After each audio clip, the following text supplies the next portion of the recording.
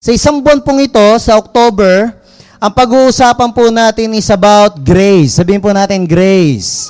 Hindi po ito si Aling Grace na nagtitinda po doon sa may kanto, no? So, hindi rin po ito pangalan ng tao. Ito po ay libreng bigay ng ating pong Panginoon. Sino po dito excited na pag-usapan natin na whole month, every Tuesday about grace? Amen. Ako po excited na excited dito, no? Napakahalaga po nating malaman ito. Dahil marami po sa mga sabihin natin mga Kristiyano, no? Sabihin natin na mga kapatid natin na nawawala kay Lord, yung iba mga nanlalamig kay Lord, mga nagyayelo na, no? Yung bang tipong yung kulay puti na, hindi na po siya yung kulay tubig na yelo, kulay puti na. Ang tawag po doon is frozen, no? Let it go, let it go. No, so, naka-record ba tayo, Brad? Thank you, Lord. So, hindi ako pwedeng mag-ano na ito, no? Ingat-ingat tayo sa word ngayon kasi naka-podcast po tayo. So, glory to God dahil ngayong buwan na to, pag-uusapan natin ito. Amen? So may mababangga tayo, no? Sabi mo sa sarili mo ngayon, ako, ngayon na nakikinig, hindi ako tatamaan. Bagkos, mag-aapoy pa ako pag narinig ko ito. Hindi ako pinatatamaan ni Pastor. Sa pangalan ni Jesus, tatanggapin ko to. Para sa aking relasyon kay Jesus. Sa pangalan ni Jesus. Amen. Yeah, I need you, Jesus talaga. So, hindi po tayo, baka isipin nyo po, ay, siguro sinasabi ni Pastor para sa akin.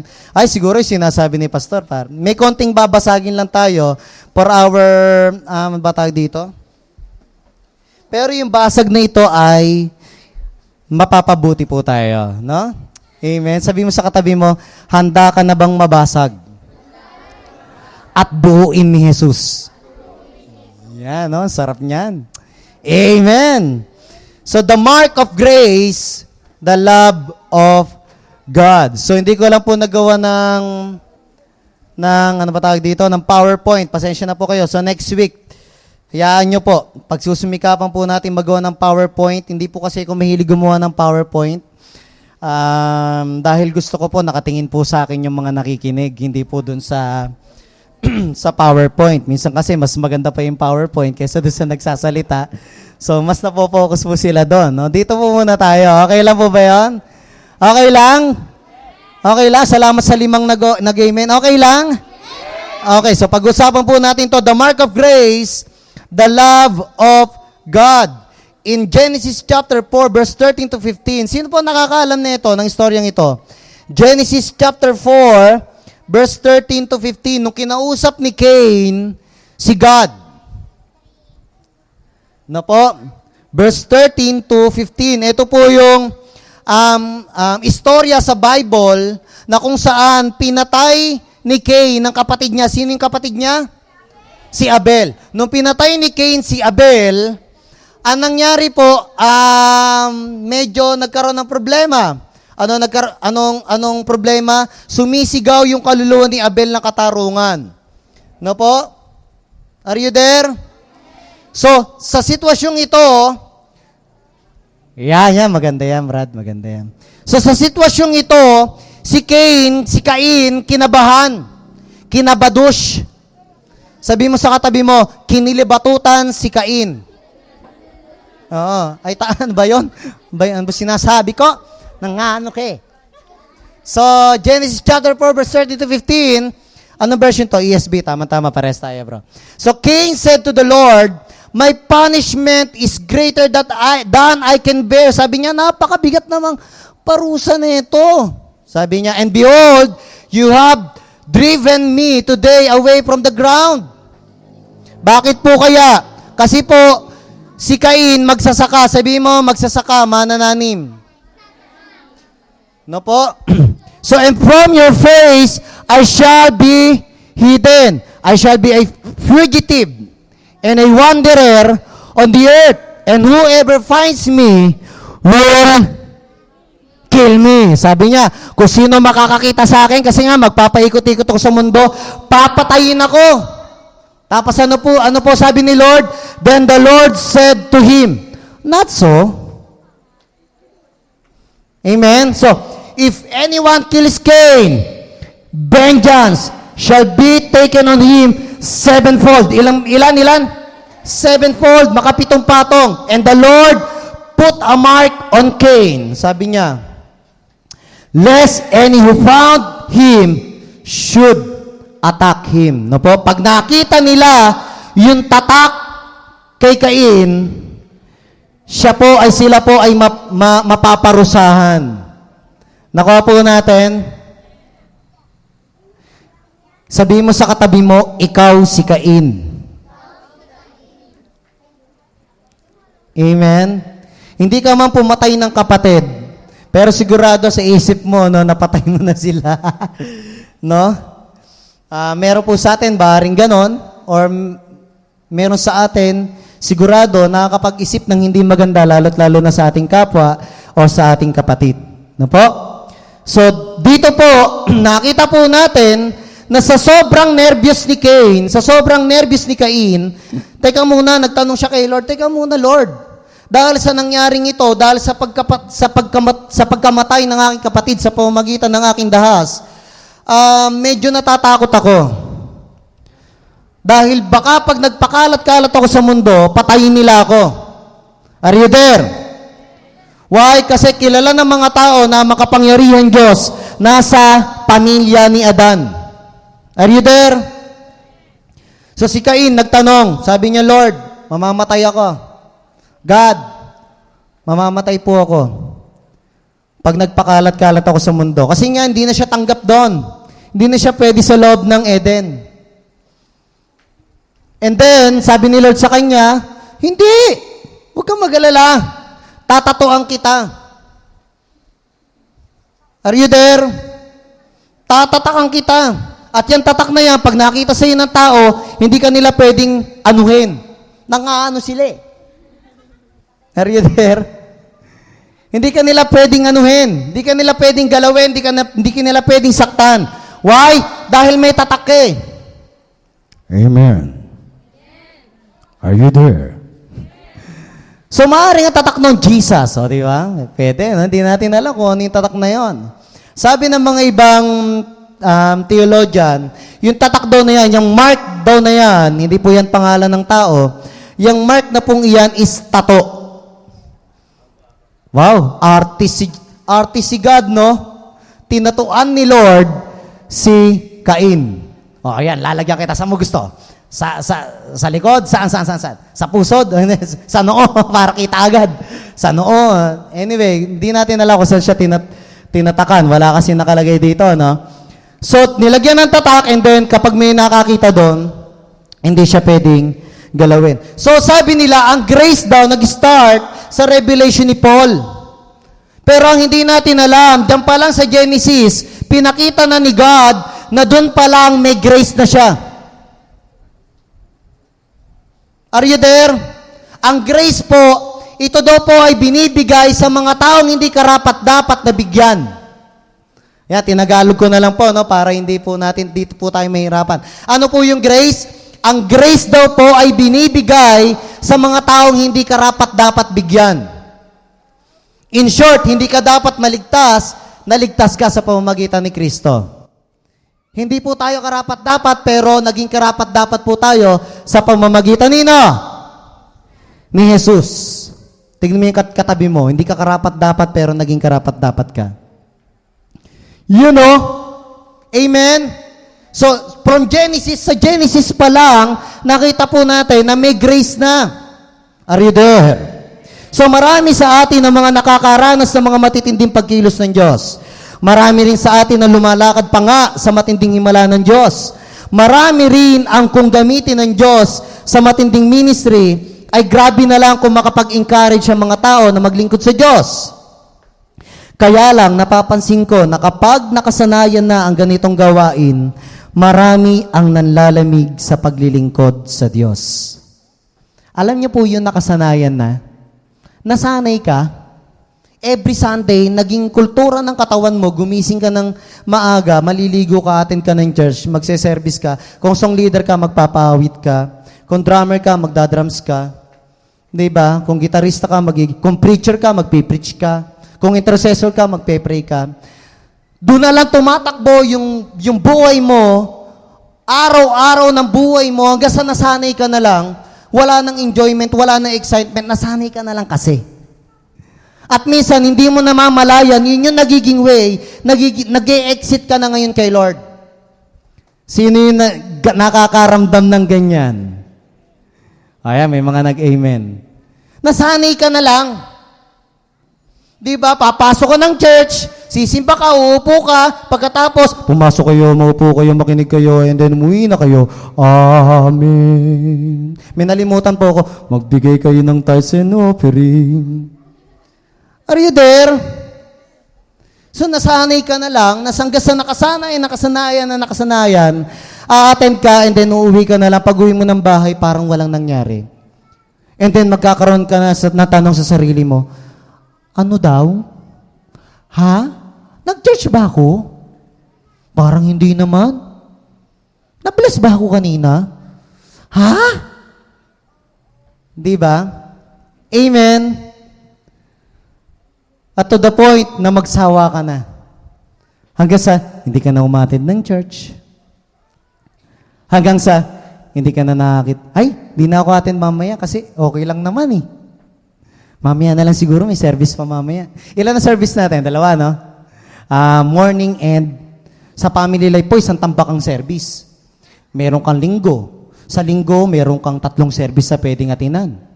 Kung may edad ka at gusto mong bumata, umattend ka ng 2 to 4.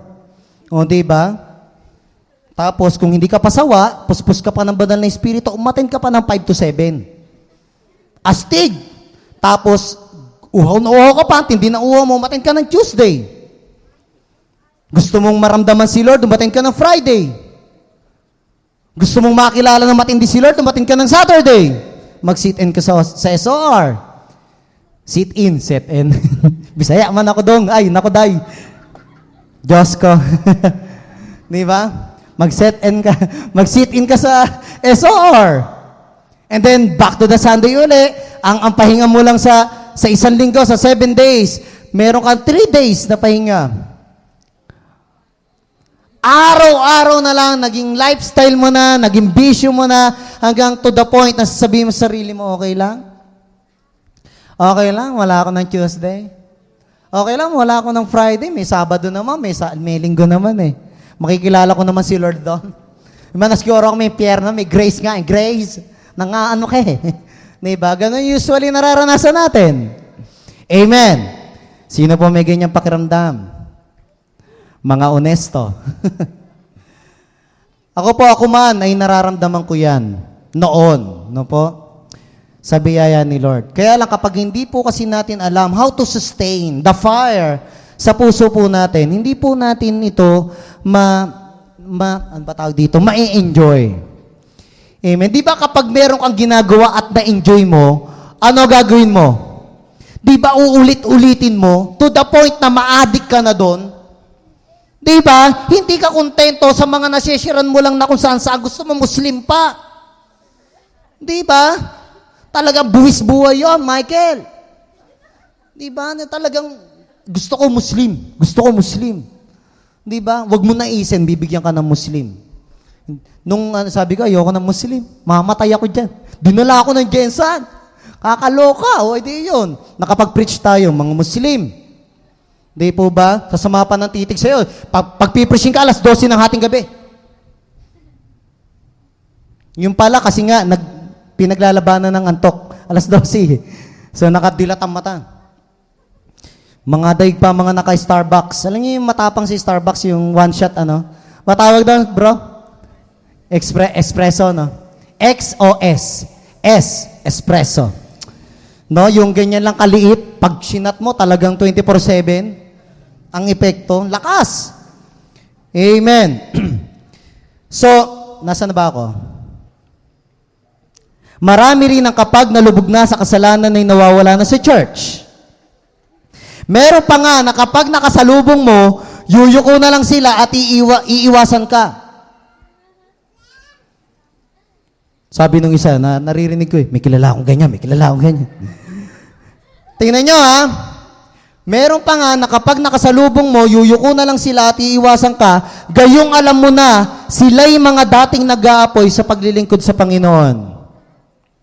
Sino po may mga kilalang ganyan? No po, yung di na nakapag-church, tapos pag lumabas ka, nakasalubong mo sila sa SM, sa Terraces, sa Robinson. May nagro-Robinson pa ba dito?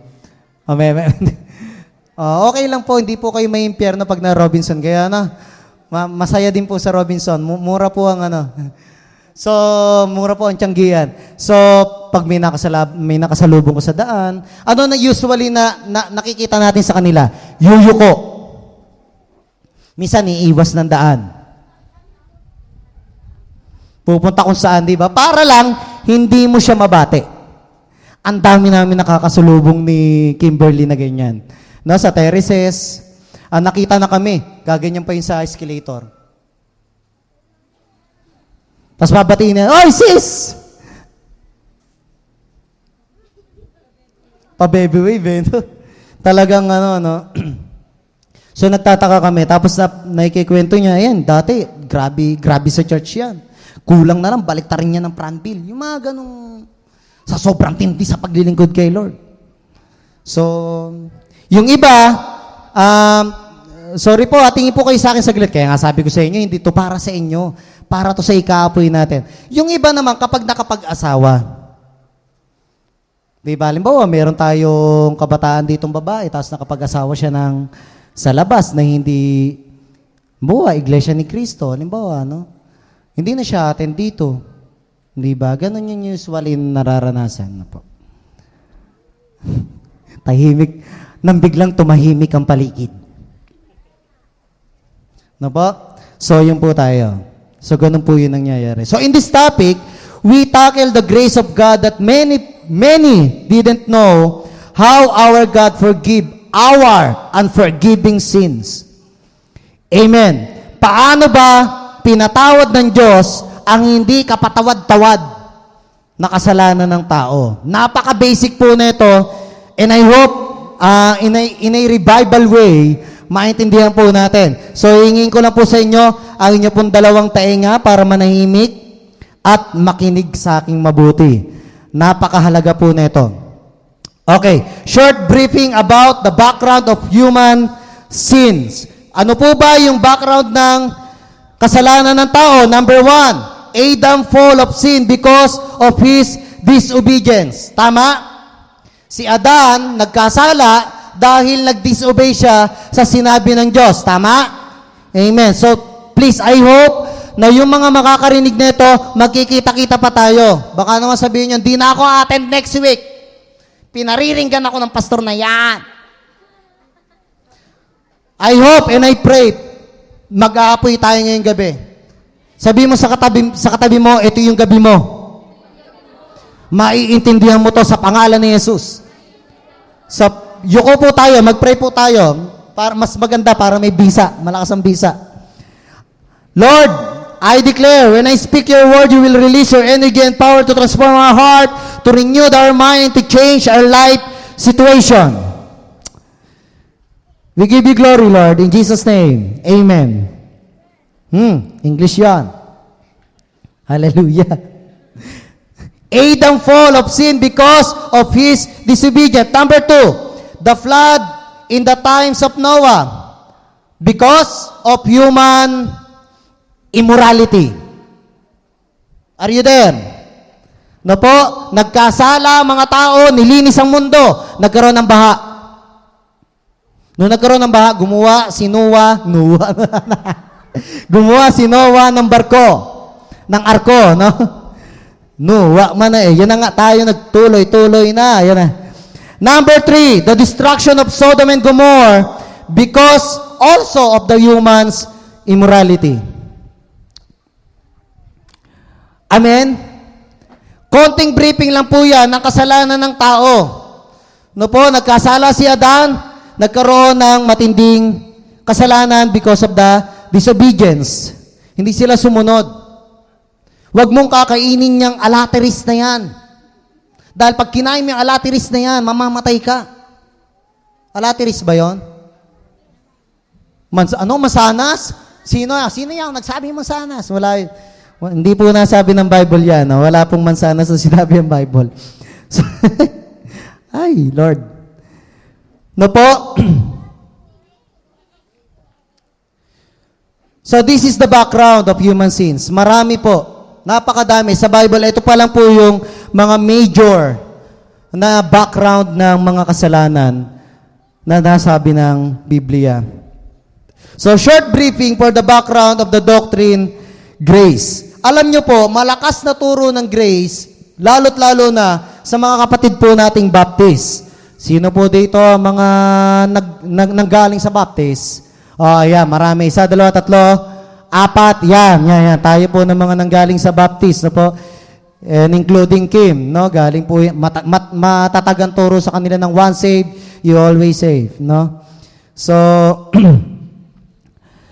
sa Baptist po, meron po dong tinatawag na, ano ba tawag dito? Fixed theology about grace. No po, ang tawag po doon, once saved, you're always saved. No po, meron po ba tayong tanong about dyan? Sana wala.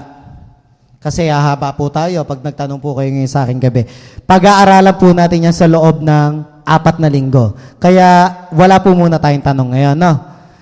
Para yung mga tanong nyo masagot, umattend po kayo every Tuesday. Okay? So, galing po ito kay John Calvin. Sabihin po natin, John Calvin. So, ang tawag po sa kanila mga Calvinist. No po? Calvinist. No po? So, sa Calvinistic doctrine about grace, ang tawag po nila dito is tulip. Sabihin mo, tulip. T-U-L-I-P. Tulip. Ang tulip daw po, stands for T, total depravity. Depravity. Sa U, unconditional election. Sabi po, balik po tayo sa letter T, total depravity, meaning doon, immoral acts. Sabi mo, immoral acts. Letter U, unconditional election, ang ano daw po nito, ang ibig sabihin daw nito is process for choosing someone. Ang letter L is limited atonement. Ang ibig sabihin daw po nito is reconciliation. Na po, letter I, irresistible grace. Ang tawag daw po dito is impossible to resist. Okay, nag-i-study po tayo, nag-aaral po tayo ngayon. Letter P, perseverance of the saints. Ang ibig sabihin daw po is trying to do something hard. So in short, according kay Calvin, this is a immoral act of a person, but God choosing them to experience totally reconciliation of God's love to humankind. This is a free gift from God, and we cannot do anything to earn it. This is impossible to resist. In short, wow. Di wow. Amen. Ito daw pong tulip, ito daw po ay mga immoral na aksyon ng tao. Pero pinili sila ng Diyos, no po, para ibigay yung hindi tayo dapat bigyan. Amen. Para maranasan po natin yung reconciliation ng langit at lupa. For you to know na hindi ka na under ng law. Lord, I declare na intindihan nila ako sa pangalan ni Jesus. Hindi ka na under ng law, kundi under ka na ngayon ng grace. Although, yung prophet ng Old Testament, nag-share sila about law, at yung word ng Old Testament, nag-share sila about law. By this time, under ka ngayon ng grasya ng Panginoon. Bakit? Sabi mo sa sarili mo, hindi mo kasi kayang gumawa ng tama.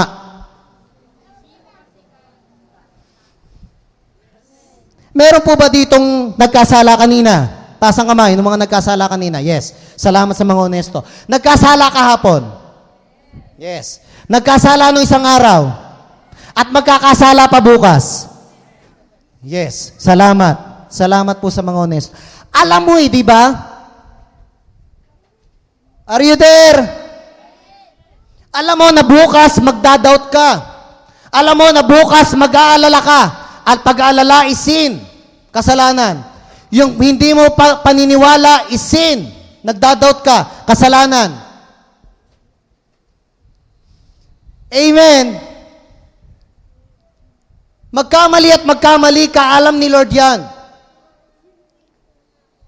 At dahil alam ni Lord na magkakamali ka, sabi niya, teka muna, ang tao hindi makaabot sa aking kaluwalhatian. Ang tao hirap na hirap gawin yung tama. Sige na nga, para hindi sumama ang tingin ko sa inyo, bibigyan ko kayo ngayon ng grace 3 times a day. Amen. Inumin mo ng umaga, ng tanghali, ng gabi. Sigurado ka. Amen.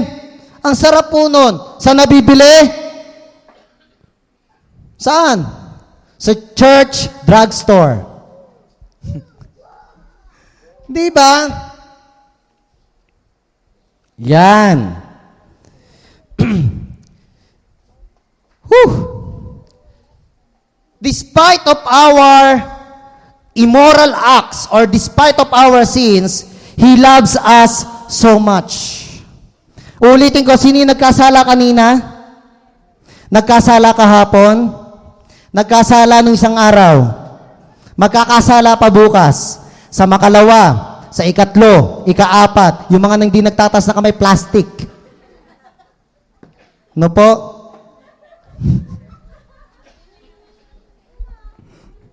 Aray ko.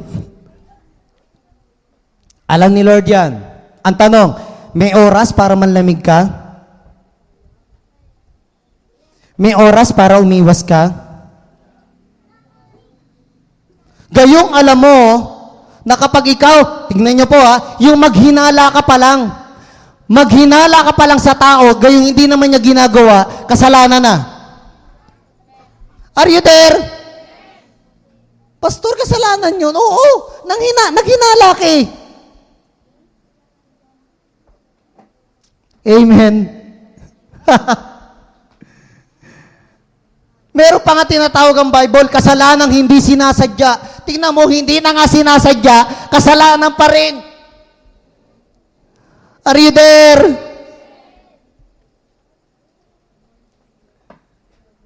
Oh my Lord.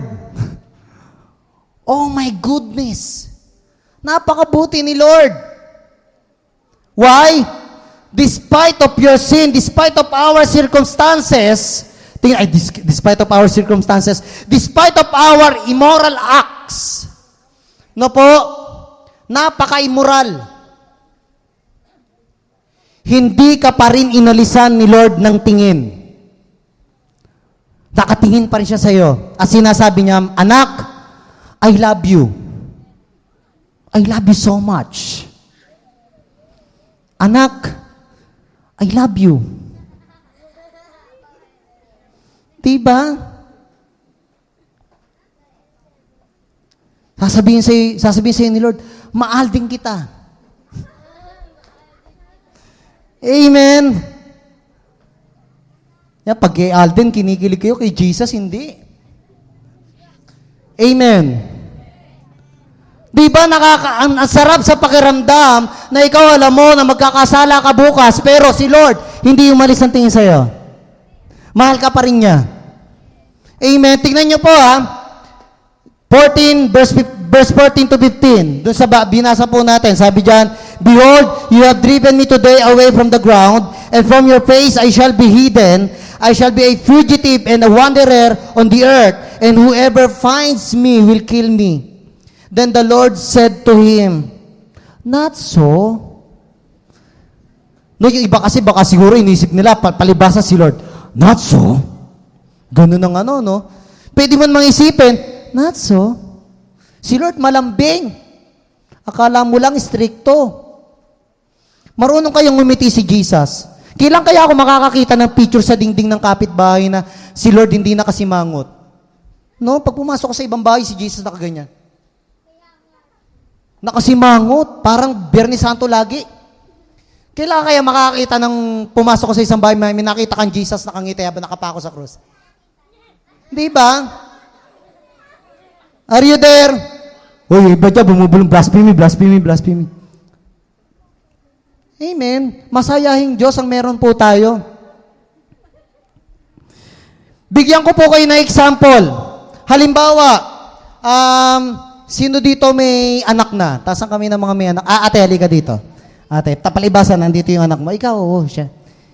Ikaw na anak, ay nanay ni Madam Teresa. Siya may anak na. Okay, sasagutin ng isang magulang, ha? Ang anak ba, pag hindi mahirap. Hindi naman mahirap. Ang anak, kapag nangungulit, natutuwa ka? Hindi. Hindi. Tama? Kapag ang bata makulit, hindi natutuwa. Pero ang tanong, yung ipilido niya, nagbago ba? Hindi. Hindi. Ay, pilido niya, galing kanino? Sa tatay. Sa tatay niya. Tingnan niyo po, ha? Nangungulit, ulitin ko, nangungulit, natutuwa? Hindi. Pag nagkamali si anak, natutuwa? Hindi. Pero nawala ba yung pagiging anak? Hindi. Ano po sabi niyo? Mahal pa rin. Unconditional love. Yes! Na-realize? Thank you po. Tama-tama. Tingnan niyo po, ha. Tama-tama. Pamilya po tayo. Family life. Christian Church of the Philippines Incorporated. Ang haba, ano? Family life. Pamilya po tayo. Why God, our God, create family? Diba? Narinig ko po ito sa mga youth po natin. Bakit hindi, bakit family? Bakit hindi mamily? Bakit hindi family? Hindi ganon. Bakit ba tinawag na family? Father and mother, I love you. Tama? Ang meaning daw po ng family is, Father and mother, I love you. Are you there? Why our God create family? In short, para po sa atin, malaman po natin, magkaroon tayo ng revelation na kapag ako ama at anak kita, kahit gaano katigas ang ulo mo, mahal kita. Hindi magbabago ang ipilido mo.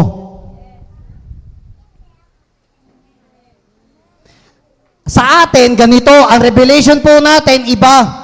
Ikaw, anak ka ng Diyos, pag nagkamali ka, tapong ka sa impyerno.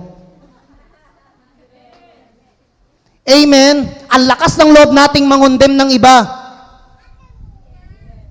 Ay, si brother, nakita ko, nagyoyosi. Mapupunta sa impyerno yun.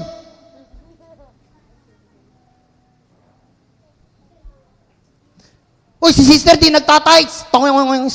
Mapupunta sa impyerno yun. Uy, si sister, may kasamang iba. Hindi yung asawa niya yun, Sino yun? Malay mo, pinsan lang. Mapupunta sa impyerno.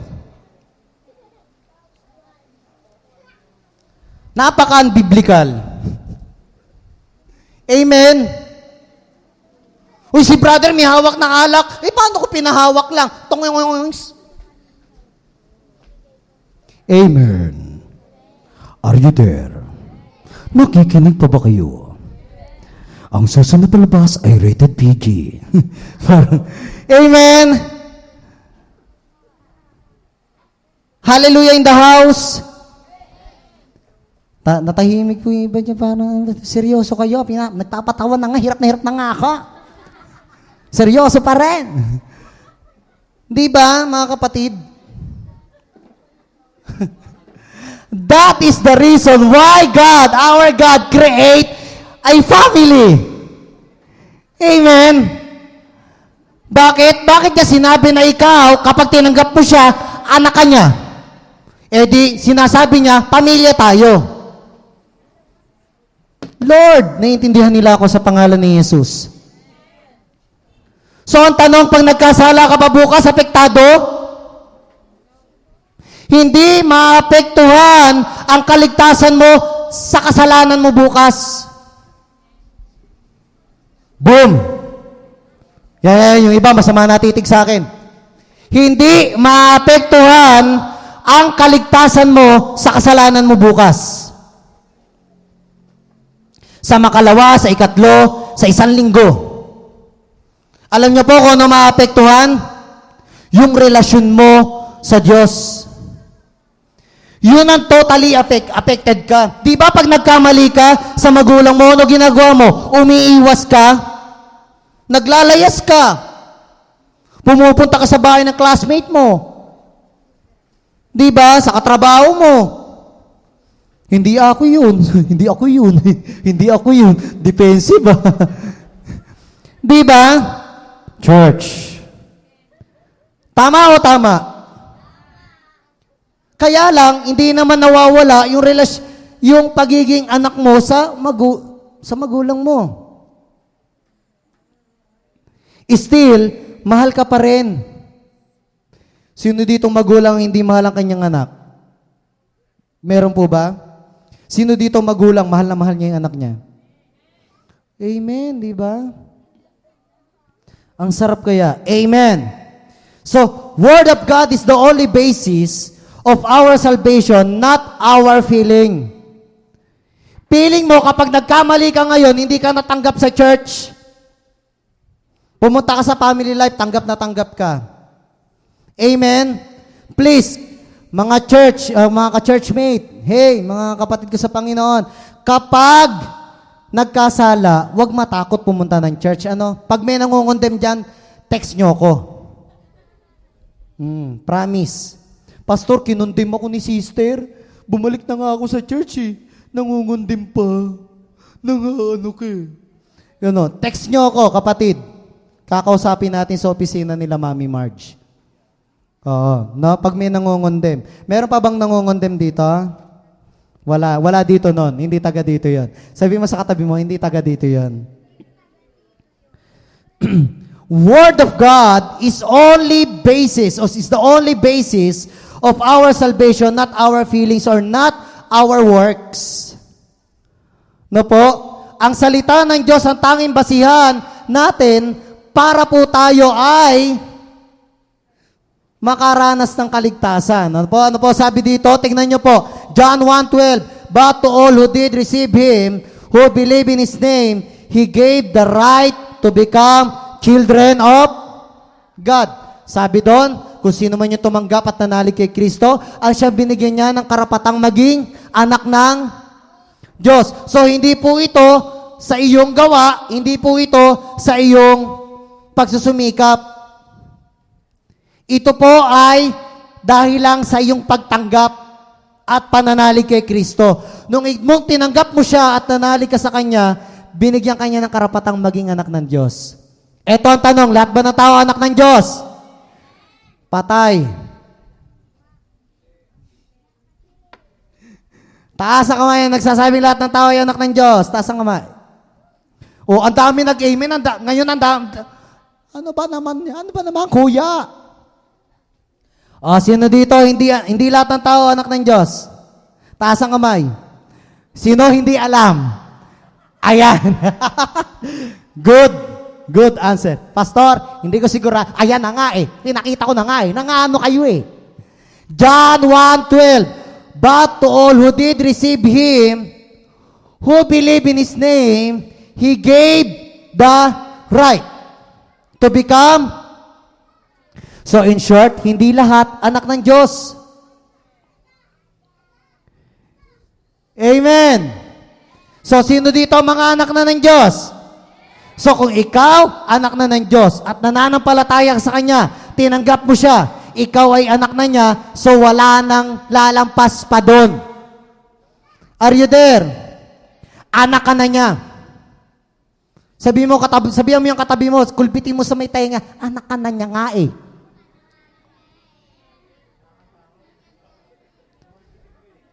Sitsitan mo, anak ka ni Lord. Amen. So kahit yung katabi mo, kapatid mo, magkamali, please, don't condemn them. Huwag mo silang i-condemn. Bakit? Anak yan ni Lord. Kapag kinondem mo sila, kinokondem mo si Lord na nasa Kanya. Are you there? Diyan pa lang malinaw na. Oh, wala naman lalamig ha. Sabi mo sa katabi mo, utang na loob, anak ka ng Diyos. Amen? Dito po, natatawa ko kay Paul. Sobrang tuwan-tuwa ako nung nabasa ko to. Galatians chapter 3. Nung binabasa ko ito, mga kapatid, medyo okay lang ba? Konti lang, Brad. Konti lang, yan. Mga kapatid, nung binabasa ko itong Galatians chapter 4, Galatians chapter 3, tuwan-tuwa ako. Sabi ko, si Paul pala ay ganito rin magsalita. Ano? Are you there? Tingnan nyo, how foolish you are. You foolish Galatians. May ano pa, may padamdam pa. Sino ba yung mga nagtuturo dyan pag may padamdam? Ano, di ba? Explanation po. Ano yung strong emotion? Galit. You foolish Galatian. Sa Tagalog, ikaw. Nga. Are you there? Tingnan niyo po, Oh my God. Ay, mga kapatid, may matinding relasyon si Paul kay Lord, kaya ganito siya magsalita. Huwag niyo pong mami-misinterpret, ha? Baka i-practice niyo, hoy, foolish. No? Sa mababaw na salita, gamitin ko na po, huwag niyo po ako mami-misinterpret. Sa mababaw na salita, idiot.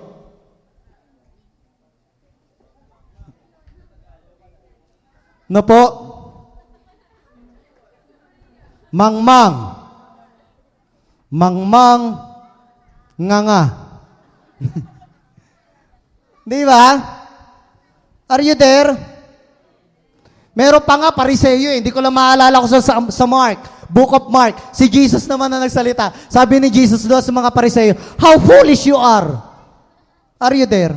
Tingnan niyo po ito. You foolish Galatians. Who has bewitched you? Sino nang kulam sa inyo, ha? Nakuha po natin. Tingnan niyo po, ha? Sino nang kulam sa inyo? Before your very eyes, Jesus Christ was clearly portrayed as crucified. Dati nakita nyo, narinig nyo, namalayan nyo na si Jesus napako sa krus. Ano pa sabi niya?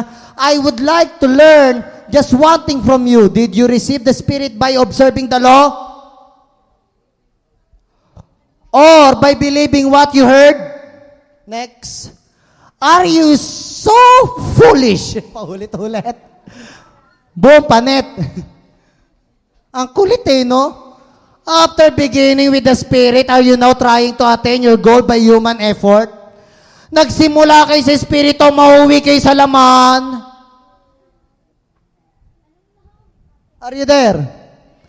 Tingnan niyo po. Have you suffered so much for nothing? If it really was for nothing? Does God give you Spirit and work miracles among you because you observe the law or because you believe what you heard? Wala na kasunod? Wala na. Doon muna tayo sa... Sige. Consider Abraham, he believed God and it was credited to him as righteousness. Understand then that those who believe are children of Abraham. Last verse. The scripture foresaw that God would justify the Gentiles by faith and announce the gospel in advance to Abraham, and all nations will be blessed through you. Kapatid, nagkaroon ka ng kaligtasan hindi dahil sa batas. Alam niyo po yung law na tinutukoy po dyan? The law of Moises. 10 utos na lang, walang makatupad kahit isa. Sasampu na nga lang Are you there? Sa biyaya ng Diyos, dumating si Leviticus. Ang daming law. Nakuha nyo sa Leviticus, sino nakabasa ng Leviticus? Bawal kumain ng dugo, bakang kuko. Mga gumagapang sa Chornalu. At baka sila ay kumain ng eklabu. Ilan may mga ganon? Di ko alam. Sa Leviticus, are you there? Ang daming bawal. Sabi ni Jesus, ang daming bawal. Sobrang daming bawal, gawin ko na nga lang dalawa. Ano sabi ni Jesus? Mahalin mo yung kapwa. Gaya ng pagmamahal mo sa iyong sarili. And then, mahalin mo ang Diyos. Toings. Dalawa lang ang utos. Sabi ni Jesus, ang hirap ng 10. Talaga kung tatay ko mapagmahal, binigyan kayo ng 10 utos, hirap na hirap kayo. O sige ako na anak, eto na, nasa inyong harapan, nakikita nyo na, dalawa na laang, kay mga Pilipino, dalawa laang, ikaw ay magmahal sa iyong kapwa, kagaya ng iyong pagmamahal sa iyong sarili. Ano pa po yung pangalawa? Mahalin mo si Lord. Amen? Salamat doon sa dalawang nag-amen. O, tignan niyo po sabi niya, kasi po ang Galatians nakaranas ng revival. Pagkatapos makaranas ng revival, bumalik sila sa dating katuruan. Ano yung mga dating katuruan? Mga magsisi kayo. Pag hindi kayo nagsisi, mapupunta kayo sa impyerno. Isa-isa kayo. Malay mga ganon. Ganon ang history ng Galatians. Gumawa kayo ng tama. Kapag ngayon namatay kayo at kayo'y nagkasala, mapupunta kayo sa impyerno. Patay. Unbiblical. Very unbiblical. Meron lang po akong konting wag niyo po ako mami-misinterpret. Ayan, ulitin ko po. May babasagin lang po tayo. About doctrines po ito, no? Sabi ng Bible, sa langit may book of life. Tama? Sa hell, wala. Amen. May book of death ba? May nabasa ka sa Revelations, Matthew, Mark, Luke, and John, and blah, blah, blah. So and so on. Wala, di ba? So sa langit lang may book of life. Sa langit ka lang may pangalan. Sabi mo, pangalan. So in short, kapag nakarating ka ng impyerno, walang pangalan doon. So ano po yung sinasabi ng iba na nakita niya si Michael Jackson? Unbiblical. Patay. Na naman. Nakita niya si Pope. Nakita niya si John Lennon. Walang pangalan. That's why, sabi ng Bible, ang mayaman at si Lazaro. Walang pangalan yung mayaman. Lord, naintindihan nila ako sa pangalan ni Jesus.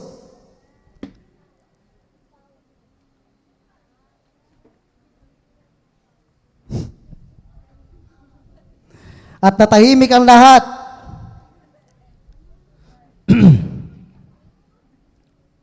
Sorry po, kung bilib na bilib po tayo sa mga nakakarating sa impyerno. No po, pwede naman na sila'y nakarating nga. Kaya lang, wag na po sanang dagdagan ng kwento. Bakit? Dahil bawat experience po natin, may kalakip na salita ng Diyos yan. Makarating ka sa langit, may kalakip na salita ng Diyos yan. And also, pag nakarating ka sa impyerno, may kalakip na salita ng Diyos yan. Amen. Amen po ba tayo doon? Amen? Oh, wala po akong ibig sabihin doon. Sama ng titig niyo po. Wala po akong ibig sabihin. I believe, no po, isa sa mga nag-share about hell, na nakarating siya sa impyerno, Mary Kay Baxter. Yung sumulat po ng book na Hell is Real. Why? Lahat ng nakita niya po doon, walang description ng pangalan. At hindi rin po sinabi kung sino sila. At hindi rin sila pinakilala ni Jesus. Si Jesus yung kasama ni Mary Kay Baxter, tama? Sa mga nakabasa na? So, wala pong pangalan sa impyerno. So, in short, kapag napunta doon, kung sino man tao ang mapunta doon, hindi na po siya kilala doon. Ayan ha. Malinaw. Dahil ang Bible nga po, hindi sila kilala. Naalala niyo po, Matthew chapter 7, biblical way, in a biblical way, may lumapit kay Lord.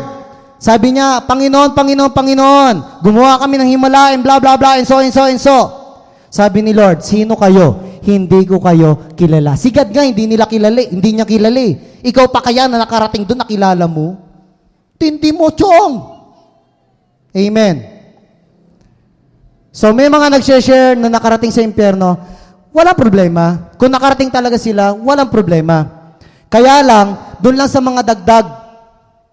O ayan, ngayon pa lang, kita na natin na may grace si Lord doon.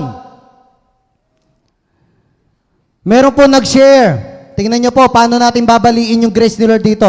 Testimony lang. Meron nag-share. Si Dolphy daw, nakita niya sa impyerno. Si Dolphy. Try niyang i-share sa YouTube. Kinuwento niya lang ng verbal eh. Pero kung na YouTube yun, ibabash yun. Why? Nakita daw niya sa impyerno. Pero alam niyo po, testimony, paano natin babaliin to? Bago namatay, pinuntahan ni Gary Valenciano. At sinira ng Word of God. Yung anak niya pa, si Dolphy Jr. Pastor yon, pinuntahan yon bago mamatay. Eh ang ating tinuturo, base sa ating theology, kapag tinanggap mo, ligtas ka. Are you there? O paano natin babaliin yon? O ayan. May nalalaki na yung mata ng iba. Meron pa nag-share, nagkwento. Si Francis Magalona daw, nakita sa impyerno. Bago namatay, binisita ni Glock 9. Tsaka ni Gary Valenciano also. Sinira ng Word of God. Meron pa siyang isang video na sinabi niya, bakit ngayon ko lang narinig ang salita ng Diyos? Paano mo babaliin ngayon yon? Amen. Kapag ikaw namatay, sa palagay mo, langit ka o impyerno? Siyempre, langit tayo. Are you there? Tingnan mo yung katabi mo. Langit, lupa, impyerno, impyerno. Saksak, puso, tulo ang dugo. O, ba yan? Ganun ba yung ano natin? Ayan. Okay, mga kapatid. Word of God is only basis for our salvation, not our feeling. Feeling mo lang yon, kapatid. Mahal na mahal ka ni Lord. Kaya niya sinasabi ni Paul, how foolish you are. Bumabalik ka na naman sa batas, kapatid. Anong silbi ng ginawa ni Jesus? Eto pa po. Tingnan niyo pa po. Tingin po kayo sa akin saglit. Eto pa. Doktrina ng marami. Kapag ang bata ay sinilang, makasalanan na.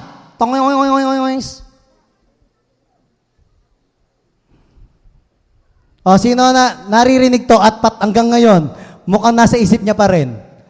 Yan ay makasalanan pa rin. Yung mga bata na isinilang, makasalanan. Walang kamuang-muang makasalanan. Basagin uli natin ng konti. Bakit namatay si Jesus? Namatay si Jesus para sa kasalanan.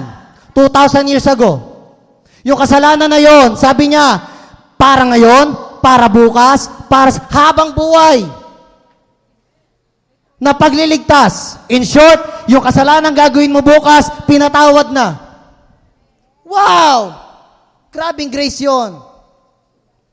Hindi mo pa nga naiisip na mangupit eh. Pinatawad ka na. Anak, pinapatawad na kita. Ganong katindi. Huwag niyo po ako mami-misinterpret. Pinakikita ko lang po na huwag na kayong sumakay sa batas. Dahil yung batas, ang hirap po niyang gawin. Meron po ba nakatupad sa 10 Commandments? Yun lang sabi, huwag kang sasaksi sa mga hindi makatotohanang pangyayari. Tama po, no? Kasama sa 10 yun. No? Huwag kang sasaksi. Ginawa niya nga yun. Yung mga chismosa. Ang dami kaya niyan. Tingnan ng katabi. Sabihin mo sa katabi mo, hindi ikaw yun. Diba? Uy, dyan pa lang. Amen. Ano na po natin, nakukuha na po natin. Huwag niyo po ako mami-misinterpret. Ito po, tingnan niyo sa lawak ng grace ni Lord. Sabi nila, tingnan niyo po hindi po tayo out of context. Lahat po ng sasabihin ko ay nasa Biblia. Ang sabi ng ibang doktrina na wala sa Biblia, tingnan niyo po about sa grace, ang tinutukoy ko. Kailangan daw tanggapin mo si Kristo bilang Panginoon tagapagligtas. Tama. At magsisi ka sa iyong kasalanan, patatawarin ka niya, tapos maliligtas ka. Tama. Tama? Amen? May lumapit kay Jesus. May dalang prostitute. Bit. Sabi kay Jesus, nung mga nahuli po namin itong babaeng ito, nangangalod niya. Naalala ang storyang ito? Nangangalod niya. Di ba, ayon sa kautusan ni Moises, dapat mamatay ang mga ganitong tao sa pamamagitan ng bato? Si Jesus, nag-isip. Kinuha si babae, sumulat sa lupa. Shhh! Ano sinulat niya? Ganito, Mary, makinig ka sa akin. Di ba? Mahal na mahal kita. Yun lang sinabi niya. Nasabi sa Bible? Hindi, di ba? Sumulat lang sa lupa. Ganyan naman kayo. Masyado kayo excited sa mga susunod na pangyayari. Sumulat sa lupa. Bigla tumayo si Jesus. Ano sabi niya? Okay, sige.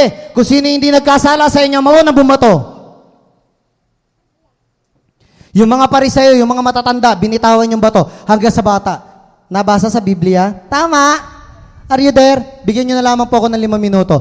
Binitawan ang bato ng matatanda hanggang sa bata. Kaya mga matatanda, ayusin ang yakap sa doktrina, no? Para yung mga bata, pag lumaki, hindi yung doktrina ng alam mo ang mayakap nila. Amen? Bitawan mo na para yung mga bata, ngayon pa lang, bumitaw na. Amen? Lumapit si Jesus dun sa tao. Paglapit niya kay Mary, sabi niya, pinatawad ka na sa iyong kasalanan, humayo ka at huwag ka na magkasala. Ang tanong, humingi ng tawad? Hindi naman Read your Bible carefully. Hindi humingi ng tawad pero pinatawad. In short, doon pala sinasabi na ni Jesus, kapatid, makita mo palang mukha ko, okay ka na. Amen? Marinig mo palang ang pangalan ko, okay ka na. Lord, naiintindihan nila ako, Lord. Lord, naiintindihan nila ako. Isa pa, merong lumapit sa kanya. Ano po lumapit sa kanya? Bulag. Lumapit si Bulag. Paglapit ni Bulag, Jesus, anak ni David. Di ba, Bulag? Jesus, hindi. Jesus, anak ni David. Nagsisigaw siya. Sabi ni Jesus, palapitin sa akin. Ano gusto mo mangyari? Syempre, ano pa? Nangano ka Hindi. Siyempre gusto ko makakita. Ano sabi ni Jesus sa kanya? Pinatawad ka na sa iyong kasalanan. Hindi nga humingi ng tawad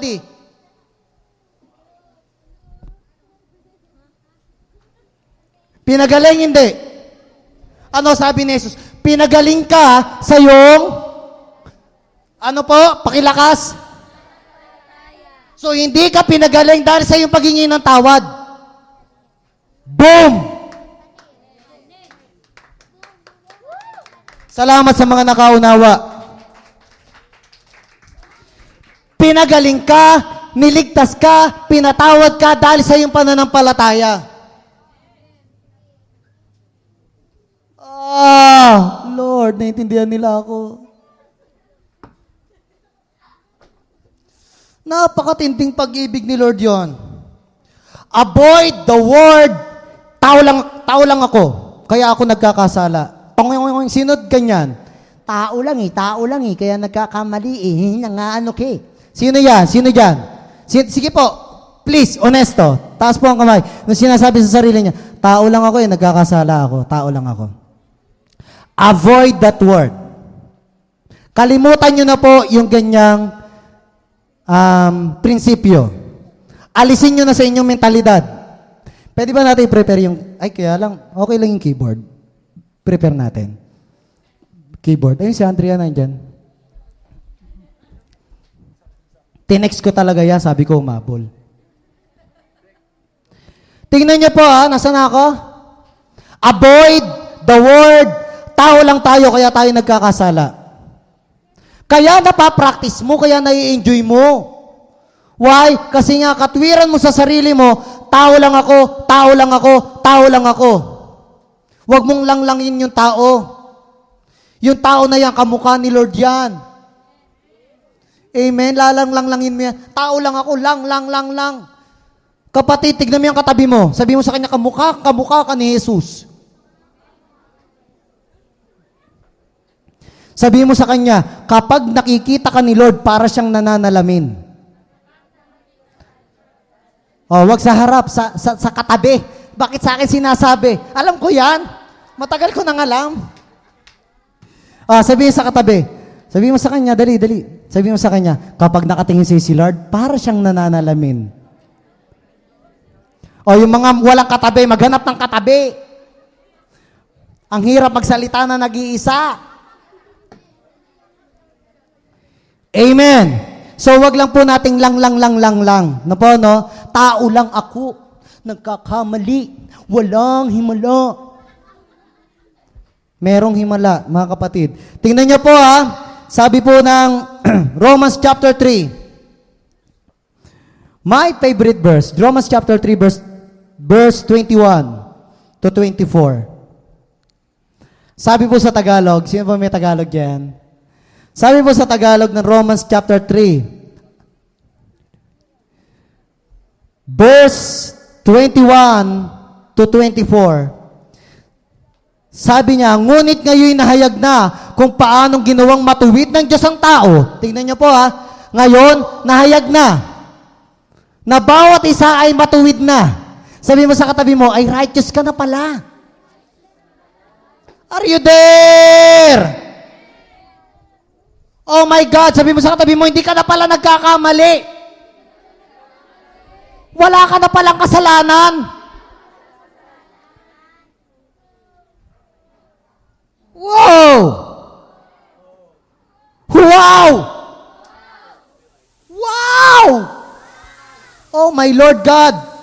Oh my God, thank you God. Tingnan niyo po, sabi niya, ngayon nahayag na kung paanong ginawang matuwid ng Diyos ang tao, ito hindi sa pamamagitan ng kautusan. Ito sabi niya, bagaman ang kautusan at mga propeta ang nagpapatuto tungkol dito, ginawang matuwid ng Diyos ang lahat sa pamamagitan ng kanilang pananampalataya kay Hesukristo. Lahat ng nananampalataya kay Kristo, ligtas at ligtas at ligtas pa rin. Amen. Wow! May I call Andrea? Okay lang, kapatid.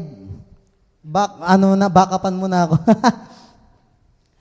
Wow! Oh my God, please understand this verse. Nag-focus po tayo sa Romans 3:23.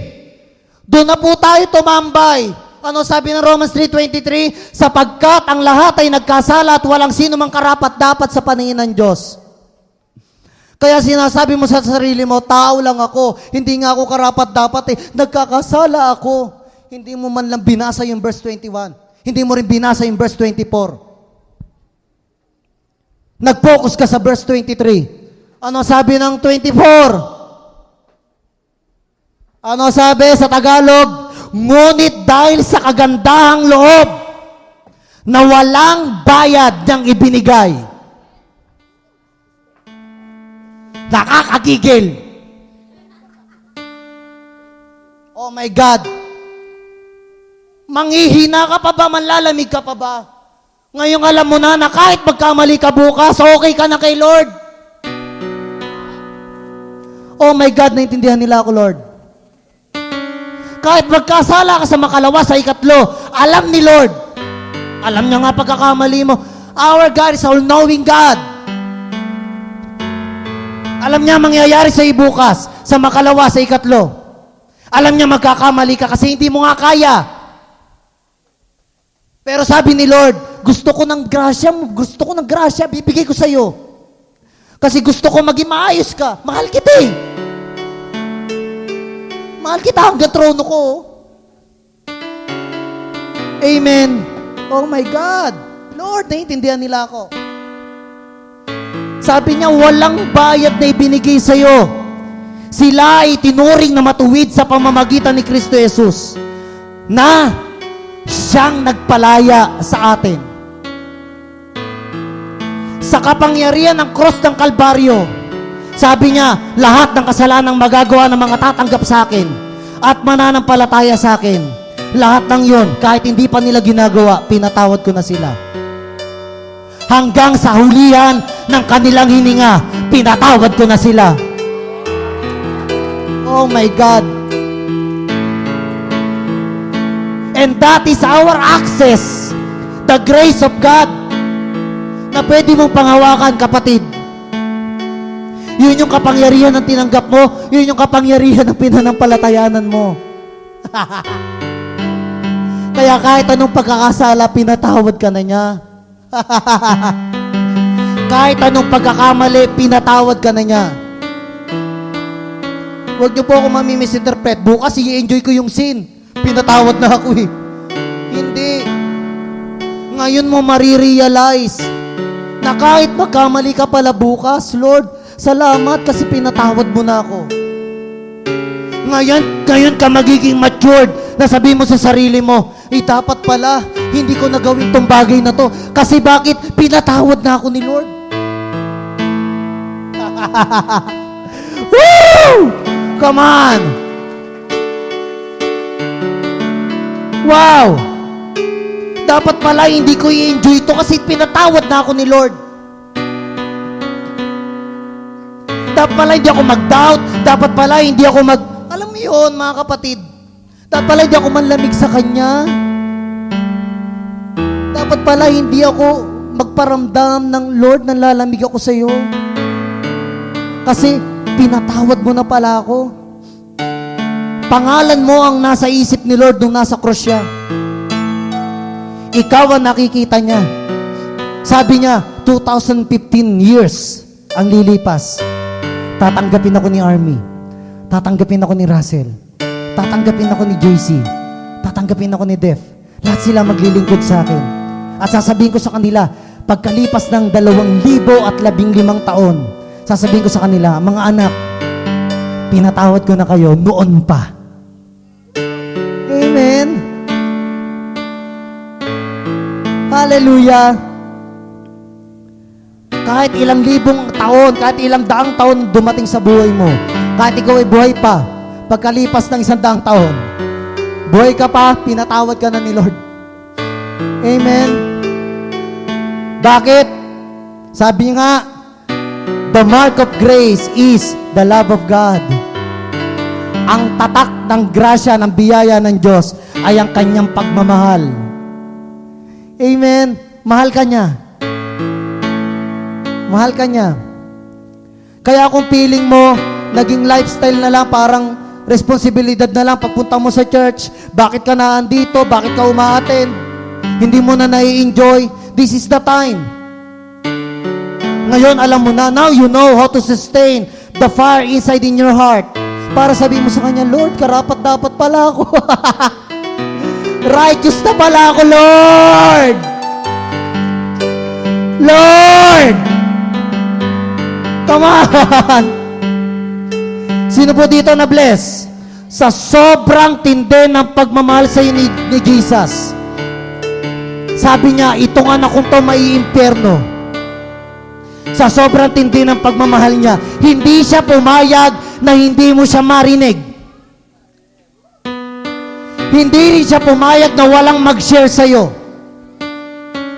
Sabi niya, ang mahal na mahal kong anak, na ayokong mapunta sa impyerno at ayokong mapahamak, kukuha ko ng tao para masyaran ka.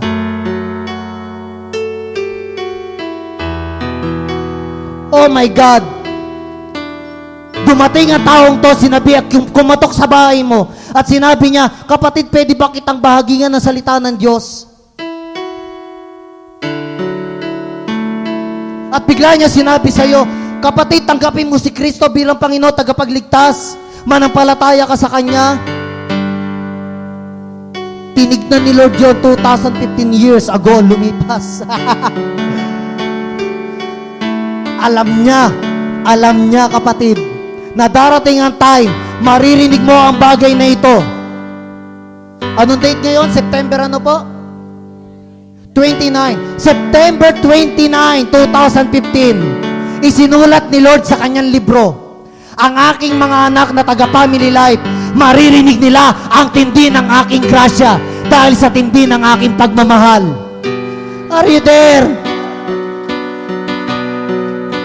Maririnig nila kung gaano kalaki ang aking puso para ipapasukin sila lahat.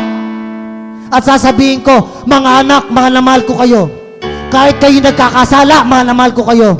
Kahit kayo nagkakamali, mahal na mahal ko kayo. Hindi tinignan ni Lord ang pagkakamali na meron ka. Ang tinignan niya, yung pananampalataya na meron ka. Tinignan niya na maniniwala ka sa Kanya. Pinatawad ka hindi dahil sa iyong kasalanan, pinatawad ka dahil sa iyong pananampalataya. Yun ang hindi magets. Yun ang hindi ko magets dati, na ngayon nagets ko na. Salamat kay Lord. Kapatid, mahal na mahal ka ni Lord. Sabihin mo katabi mo, mahal na mahal ka ni Lord.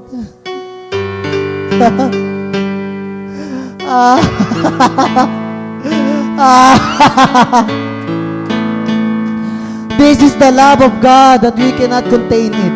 Hindi natin kayang abutin. Amen. Hallelujah. Ang tanong, manlalamig ka pa? Mawawala ka pa ba sa church? Magkakaroon ka pa ba ng dahilan para kalimutan mo yung isang Diyos na nagsabi sa iyo, anak, di ko tinignan ang kasalanan mo. Kasi 2,000 years ago lumipas, kinalimutan ko na yan. Ang tagal ng panahon, wala na sa isipan ko yan. Sino nakikita ng Diyos sa iyo? Si Jesus. Siya ang namamagitan sa atin.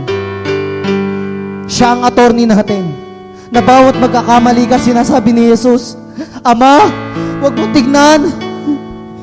Huwag mo tignan, ako tignan mo. Na bawat magkakamali ka, sinasabi ni Jesus sa kanyang ama, Ama, hindi siya nagkakamali. Ama, hindi siya nagkakasala. Hindi. Tinatago ka ni Jesus sa kanyang likuran. That's why sinabi ni Jesus, I am the way, the truth, and the life.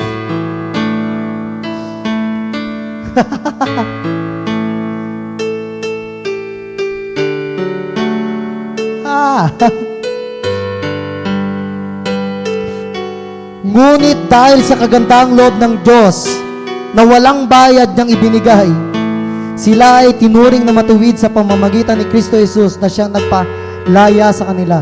Now you are free. Malaya ka na ngayon. Kung kinukontrol ka ng demonyo sa iyong isipan sa bawat kasalanan ng nakaraan at kasalanang kasulukuyan, kapatid, sipain mo na ngayon si Satanas sa iyong buhay at sabihin mo, Panginoon na, si Jesus na. Dahil ngayon pa lang, sinasabi ko sa iyo, Satanas, tumakbo ka na. Dahil ang attorney ko, ang abogado ko, ay ang Diyos na makapangyarihan. Amen! If you are blessed, ano pa ginagawa mo? Tumayo ka na.